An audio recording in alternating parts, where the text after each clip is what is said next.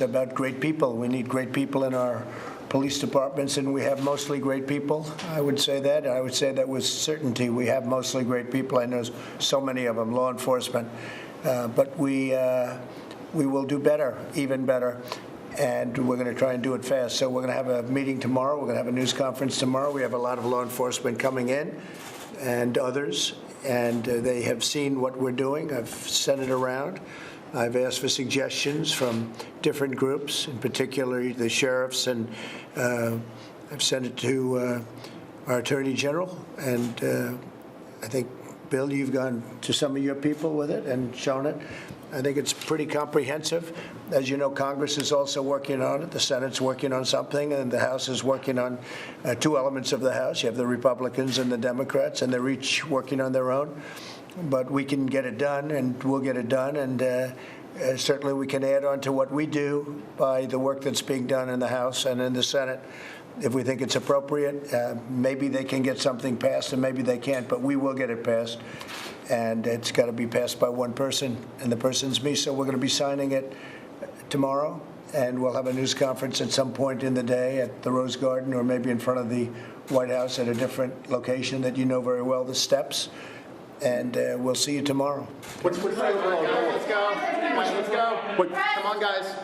What's the overall goal of the executive order and all of these reforms? So the overall goal is we want law and order, and we want it done fairly, justly. We want it done safely, but we want law and order. This is about law and order, but it's about justice also, and it's about safety.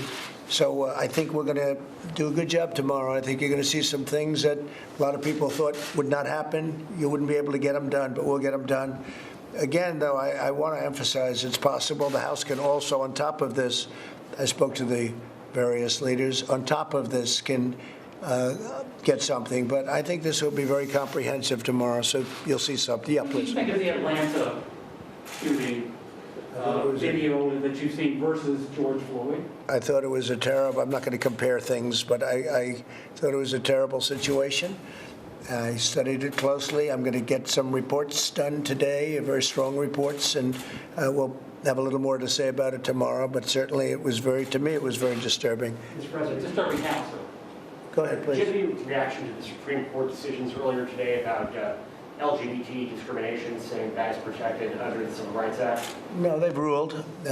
I've read the decision, and some people were surprised, but they've ruled, and we live with their decision. That's what it's all about. We live with the decision of the Supreme Court. Very powerful decision, actually. But they have so ruled.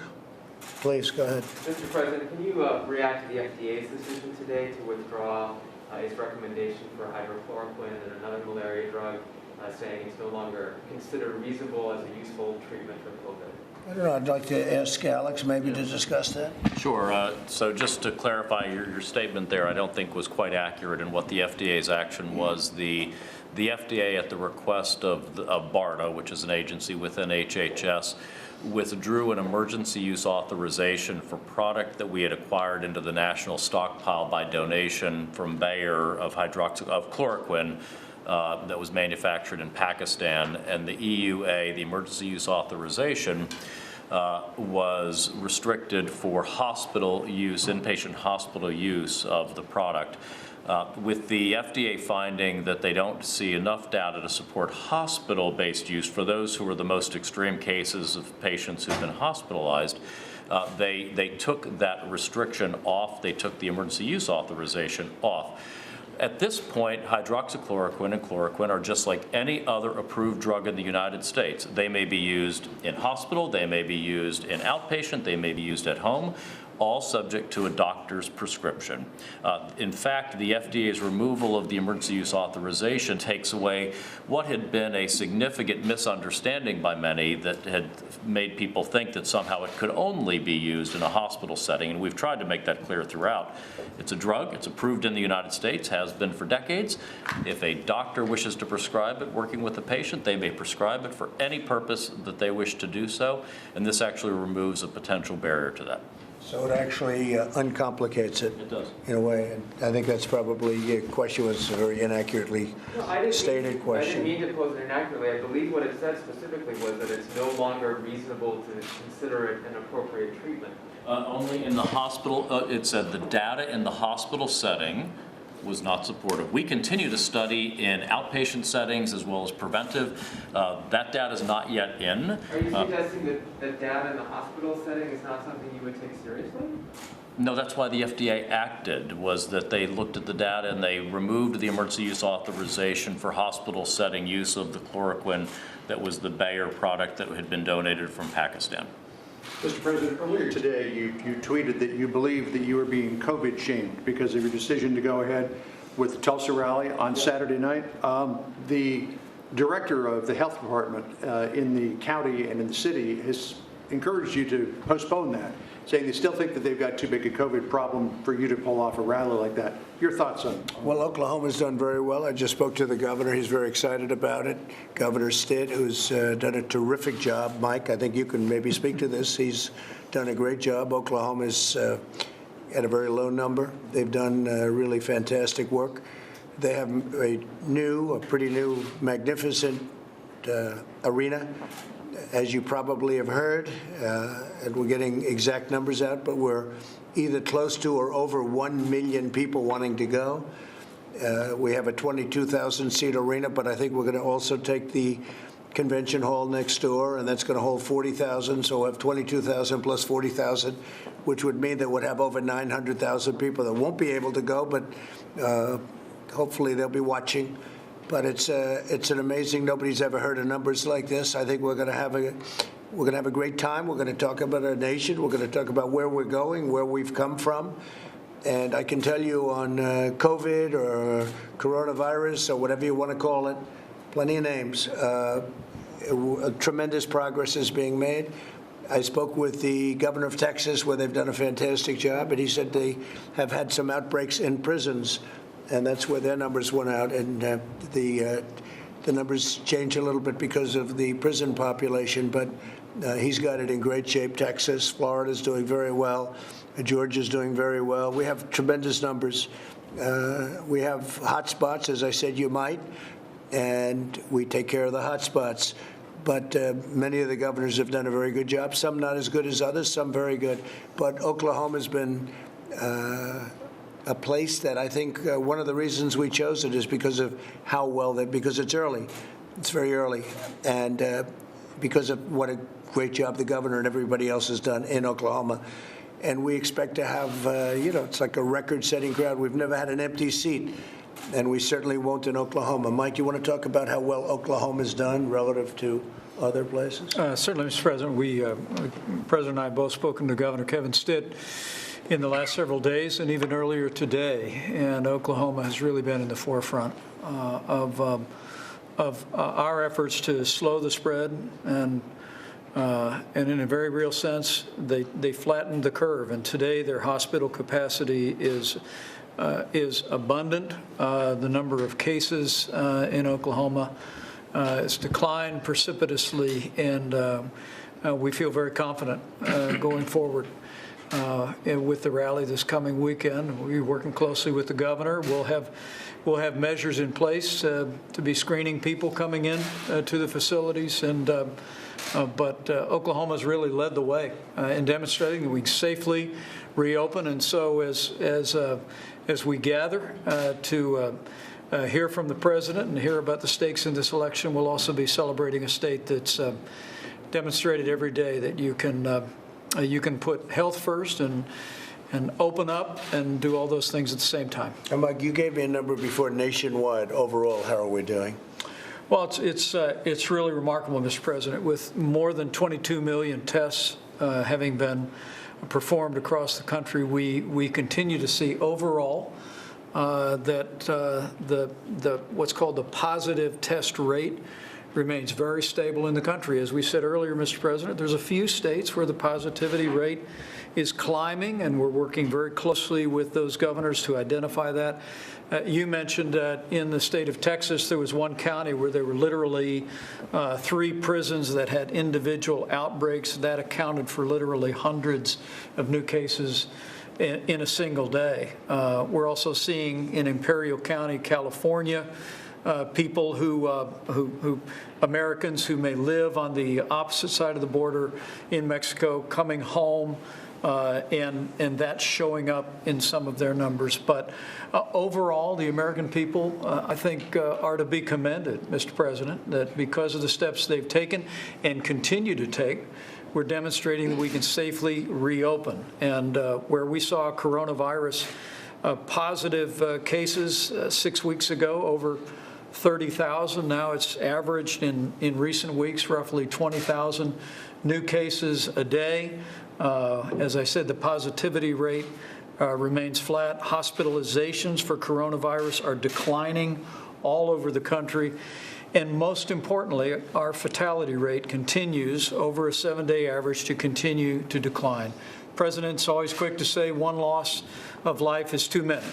But when we think about a matter of a month and a half ago, when we were losing 2,500 Americans a day, now that we see the numbers declining so precipitously, I think it's a real tribute to our healthcare workers, a tribute to every American that has demonstrated each and every day that we can reopen our country, but we can continue to put the health, particularly of our most vulnerable, first. And yesterday's number was approximately what?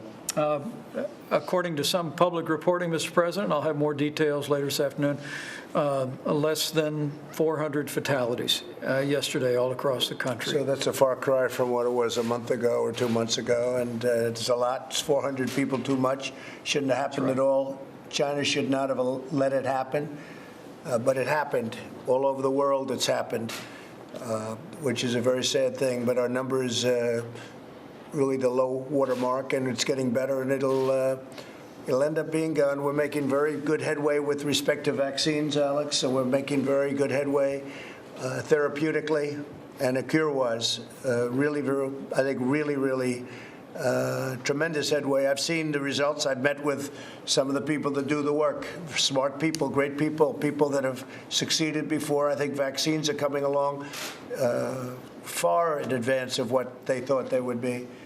And I think we'll have some very good news for you on vaccines and therapeutics and cures, frankly, because I guess, if you look at therapeutics, if it acts fast enough, I guess you call it a cure, wouldn't you say?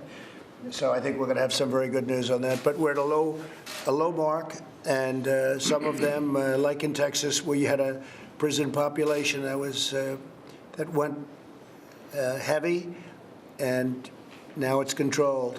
So we understand the disease. We've learned. I was with the governor of New Jersey the other night, and we had a great talk about economic development, and we're going to be doing a big bridge that they've been looking for, I guess he said, since 1918 they've been looking to redo it. So that's a long time. But and we've agreed to do that. It's about $900 million. But he had mentioned 2,500 deaths, or 12,500 deaths. 12,500 deaths, and out of that, there was one death under 18. I said, say it again. So it was over 12,000. I guess the exact number was 12,500. And they did the study from that point, and out of that, one death was under the age of 18, which is pretty amazing. I knew it was, which tells me the schools hopefully are going to be back in the fall. They're going to be back in full blast. But the young people have very strong immune systems. I imagine that's the reason.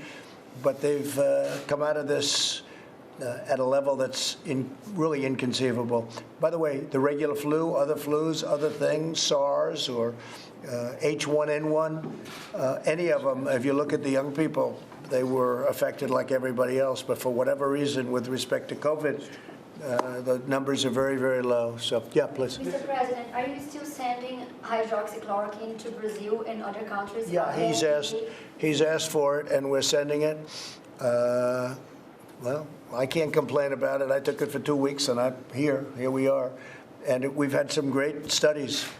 I didn't know about the report that Jeff asked about, or the statement, but we've had some great reports coming out of France, coming out of Spain, coming out of other places.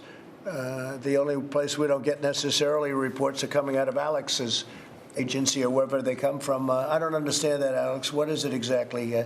Because I have had so many people that were so thrilled with the results from hydroxy. So what is that exactly? Well, at your direction, we continue to study, especially in earlier phase. So a lot of the data that has come out that was more negative was people who were quite ill in the hospital. People that were like seriously ill, like they weren't going to make it. Let's give them a little hydroxy, and then they don't make it, and they say, oh, wow, maybe the president was wrong. All I know is that we've had some tremendous reports. I've had a lot of people tell me that they think it saved their lives. You know, the one woman who's a fantastic woman, the representative from Detroit, she was fantastic. But there are many people like that say the same thing. So I don't know, but I took it and I felt good about taking it. I don't know if it had an impact, but it certainly didn't hurt me. I feel good. And Mr. President. Yeah. The House Republicans today, they are asking you to reverse your decision on terminating the relationship with the WHO. Would you consider that? I don't know. I have to see what they're asking. I have no idea what they're asking. It was after an investigation. I have no idea what they're asking. But I'll take a look. The World Health Organization has been very disappointing. To the world, they've been disappointing. And we, as you know, paid $450 million and close to $500 million on some years. But for years and years, we paid far more than anybody else. And they've been a puppet of China. And so, no, I'm not reconsidering unless they get their act together. And I'm not sure they can at this point, but maybe certainly over the years they might. But they have been a disaster. They were wrong on every call, including when I said we're going to close up the United States to people coming in from China, where China was heavily infected at that time and possibly still is. And I closed it, and that was a wise decision. There were a lot of people, even on the other side, the enemy, we'll call them the enemy, they said that was an incredible decision. I don't know how Trump made that decision, but he made that decision, and we saved thousands of lives, hundreds of thousands of lives. Yeah, go ahead. Mr. President, just on a separate issue. No. I apologize. Mr. President, can you say why you're suing John Bolton to prevent publishing his book? Well, I don't know. I'd have to ask the Attorney General, but I will say if he's doing a book, I think it's totally inappropriate that he does a book. I think a guy, I gave him a break. He couldn't get Senate confirmed. He was never Senate confirmed the first time. I don't think he's supposed to even be calling himself an ambassador because he couldn't get Senate confirmed. He got in through a little trick, and he was there for a fairly short period of time. I put him here because he couldn't get Senate confirmed. This was a non-Senate confirmed position, as you know. He stayed for a short while, and I felt that it was not appropriate that he stay any longer. I wasn't impressed. And somebody said he went out and wrote a book. If he wrote a book, I can't imagine that he can, because that's highly classified information. Even conversations with me, they're highly classified. I told that to the Attorney General before. I will consider every conversation with me as president highly classified. So that would mean that if he wrote a book, and if the book gets out, he's broken the law. And I would think that he would have criminal problems. I hope so. Otherwise, I mean, they put a sailor in jail because he sent a photograph of his bed and an engine of an old submarine. And if this guy's writing things about conversations or about anything, and maybe he's not telling the truth. He's been known not to tell the truth a lot. So we'll have to see what the book is all about. But, you know, a lot of people are upset with him for writing a book. A lot of people are very angry with him for writing a book. But it's up to the Attorney General. Bill, do you have anything to say about it? Well, people who come to work in the government and have access to sensitive information generally sign an agreement that says that when they leave government, if they write something that draws on or might reflect some of the information they've had access to. They have to go through a clearance process before they can publish the book. And we don't believe that Bolton went through that process, hasn't completed the process, and therefore is in violation of that agreement. So what is the DOJ doing? And that's criminal liability, by the way, you're talking about. You're not talking about like he's got to return $3 that he made on a book. That's called criminal liability. That's a big thing. You know, Hillary Clinton, she deleted 33,000 emails. And if we ever found out what those emails say, she would have had a liability. That's what you have. You have liability. Could the Attorney General tell us what the DOJ is doing in terms of the Bolton book? Well, there are a number of things, but the thing that is front and center right now is trying to get them to complete the process, go through the process, and make the necessary deletions of classified information. But the book has been published. No, it hasn't. Yes, it's been published. It's just not released yet. Well, it's being printed. It's being Hasn't been printed. released. According to sources, it's being printed. It hasn't been released. So are you going to court to try to stop? Well, I said what we were doing was try to get them to complete the clearance process that's required. His lawyer says that he thought that they had completed the process. Were there changes after that first iteration? Well, he hasn't completed the process. He never completed the process. He knew that. This is And, unprecedented, really, because I don't know of any book that's been published so quickly while, the office holders are still in government, and it's about very current events and current leaders and current discussions and current policy issues, many of which are inherently classified. Have you read the book, sir? I have not read it, no. I haven't seen it. I haven't seen it. But he knows, and he was advised not to write it, and he was advised very strongly not to write it until it's cleared. And he couldn't wait, and we'll see what happens. But I think he's got, personally, I would imagine he has, when you do classified, that to me is a very strong criminal problem. And he knows he's got classified information. Any conversation with me is classified. Then it becomes even worse if he lies about the conversation, which I understand he might have in some cases. So we'll see what happens. They're in court, or they'll soon be in court, but he understands he did not complete a process or anywhere near complete a process. On a separate foreign policy issue, sir, you've faced a little bit of criticism from congressional Republicans, including Representative Cheney, about your decision to withdraw troops from Germany. Are you reconsidering that at all? So we have 52,000 soldiers in Germany. It's a tremendous amount of soldiers. It's tremendous cost to the United States. And Germany, as you know, is very delinquent in their payments to NATO. And they're paying 1%, and they're supposed to be at 2%, and the 2% is very low. It should be much more than that. So they're delinquent of billions of dollars, and this is for years delinquent. So we're removing we're putting the number down to 25,000 soldiers. We'll see what happens. But Germany has not been making payment. In addition to that, I was the one that brought it up. Everybody talks about Trump with Russia. Well, I brought this up a long time ago. Why is Germany paying Russia billions of dollars for energy, and then we're supposed to protect Germany from Russia? How does that work? It doesn't work. So Germany's delinquent. They've been delinquent for years, and they owe NATO billions of dollars, and they have to pay it. So we're protecting Germany, and they're delinquent. That doesn't make sense. So I said we're going to bring down the soldier count to 25,000 soldiers. It varies. It's around 52,000 now, but it varies, but it's a lot. And as you know, those are well-paid soldiers. They live in Germany. They spend vast amounts of money in Germany. Everywhere around those bases is very prosperous for Germany. So Germany takes, and then on top of it, they treat us very badly on trade. We have trade with the EU, and Germany being the biggest member, very, very badly on trade, and we're negotiating with them on that. But right now, I'm not satisfied with the deal they want to make. They've cost the United States hundreds of billions of dollars over the years on trade. So we get hurt on trade, and we get hurt on NATO.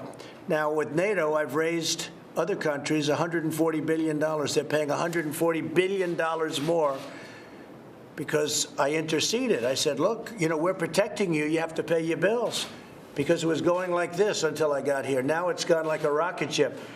But one of the only countries that hasn't agreed to pay what they're supposed to pay is Germany. So I said, until they pay, we're removing our soldiers, a number of our soldiers, by about half. And then when we get down to 25,000, we'll see where we're going. But Germany has been delinquent, and why should we be doing what we're doing if they don't pay? And they're supposed to pay. And the number they're supposed to pay, actually, at 2%, the 2% should be higher. And we're also talking about for many years. This isn't a new phenomenon. This is going on for many years, where they've taken advantage of the United States. But everybody has. Under Biden and under Obama, what they've done to this country is unbelievable. And I'm not only talking about Germany, by the way, I'm talking about plenty of other countries. But NATO now is paying $140 billion more. If you look at the Secretary General, who's terrific, Stoltenberg, he's been terrific. He's probably my biggest fan. He said nobody else could have done what Trump did, because I raised the other countries by $140 billion, because we end up paying the difference. The United States pays the difference to protect Europe. So we protect them, and then they take advantage of us on trade for many, many years. We're not talking about now, less so now, for many years. So we're working on a deal with them, but it's very unfair. And I would say by far the worst abuser is Germany. Mr. President, on Seattle, you said last week on Seattle that if the mayor of Seattle, the governor of Washington, didn't take steps to end the occupation of the Capitol Hill neighborhood, you would step in and you would do something. 100%. That they still haven't ended it. They're negotiating. Are you considering taking action? They're negotiating garbage removal. These people have taken over a vast part, a major part, a very good part of a place called Seattle. Seattle's big stuff. That's a major city. And we have a governor who's a stiff, and we have a mayor who said, oh, this is going to be a love fest. And by the way, these are violent people that took it over. These are not people that are nice people. I saw on your network today, John, I saw what went on with the hitting and the punching and the beating and all the other things going on in Seattle. And you have a governor that doesn't do a damn thing about it. And you have a mayor that doesn't know she's alive. She's talking about it's going to be a love fest this summer. Now, if they don't do the job, I'll do the job. And I've already spoken to the Attorney General about it. But if they don't do the job, we will do the job. What can you do? About 10 different things, any one of which will solve the problem quickly. Can we go through a whole list or a partial list? We don't have to go through any list. We can do a lot of things. Mr. President. I think it's incredible also that the radical left press doesn't cover it. They're acting like nothing happened. You turn on the news, you look at the news, you don't even see stories about it. If the right ever took over a city, conservative Republicans took over a city, it would be the biggest story in history. You can't even find stories about Seattle. It's incredible. How much longer? They've taken over. We'll see. I'll tell you what, the American public is very angered by that. Seattle is a major, important city.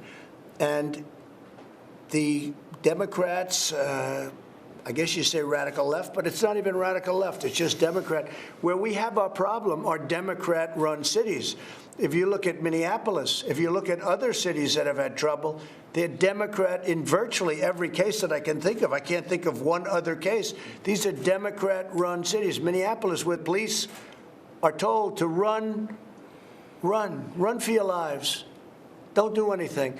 And if I didn't get involved and send in the National Guard, and it was at my insistence that they did that, and as soon as I did that, everything stopped in Minneapolis 4 days, 5 days later. Is there a timeline that you're thinking here, Seattle? There's no timeline. We're watching it very closely. These are violent people that are dealing violently, and I think what I'd like to see before we do something, I'd like to see the press get in and cover it, because it's not that they're covering it badly, they're hardly covering it all. Think of this. A group, Antifa and others, radical lefts, they went into a major U.S. city, Seattle, and they took over a big percentage of that city, and the press doesn't want to cover it. And we have a mayor who's scared stiff. She doesn't know what's happening. We have a governor that's one of the most overrated politicians in the country. He just ran for president. He got less than 1%. He actually probably I would have said less than 0, but I'm not sure that's possible. He got nothing. He got no votes, nothing. And the whole thing, the guy was out there fighting. At the end, he got 0, right? 0. So he failed. And now he goes back, and they take over a city, and he doesn't say anything about it. Worse, he said he didn't hear it. A day later, he said, I didn't hear anything about it. They took over a city, Seattle, and he said, I didn't hear anything about it. So look, the governor has to call out the troops, do what he has to do, has to call out the National Guard, has to do something. Because, you know, the problem with what happened in Seattle is it spreads. And all of a sudden they'll say, let's do some other city, and let's do another one. And we're not going to let it happen. So timing-wise, hey, we're all set to go. We're watching the process. But the most amazing thing about the process is how the fake news media doesn't want to cover it. To me, that's the most amazing thing. Thank you all very much. I appreciate it. Thank you. Saturday night will be a big night. That's a big night. I hope you're all going to be there. It's going to be